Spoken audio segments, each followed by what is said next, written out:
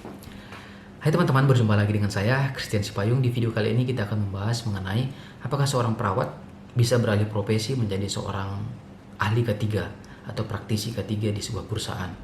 Maka jawaban saya adalah bisa, bukan hanya lulusan perawat, tetapi lulusan, misalnya teman-teman lulusan akuntansi, lulusan hukum, dan lulusan lainnya bisa menjadi seorang K3 di sebuah perusahaan. Karena persyaratan masuk menjadi seorang safety itu, kita harus mengikuti namanya training AK3 umum. Training AK3 umum ini diselenggarakan oleh Kementerian Ketenagakerjaan. Persyaratannya itu harus minimum dia D3, S1, dan strata yang lebih tinggi. Lama training itu sekitar 2 minggu, harganya bervariasi, dan saat ini sudah banyak provider yang menyediakan atau mensupport kita untuk mendapatkan training AK3 umum tersebut. Apalagi saat ini, di masa saat ini, banyak training yang dilakukan dengan cara jarak jauh. Jadi teman-teman bisa searching di internet. Yang menjadi fokus saya kali ini adalah seorang perawat ingin beralih profesi menjadi seorang safety. Itu bisa saja terjadi kalau kita mempunyai keinginan yang kuat. Tapi saya ingin menyampaikan kemungkinan ada kekhawatiran yang akan tumbuh di dalam diri kita sendiri. Karena saya alami, karena saya adalah seorang perawat juga.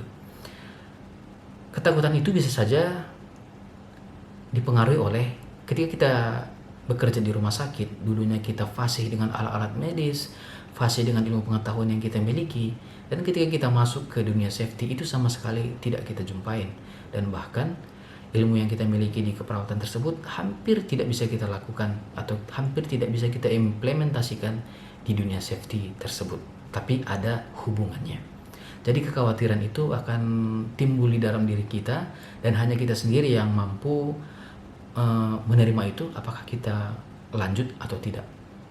Karena akan timbul seperti apakah ini benar, apakah ini ada hubungannya, apakah ini nanti kekhawatiran masa depan itu akan timbul.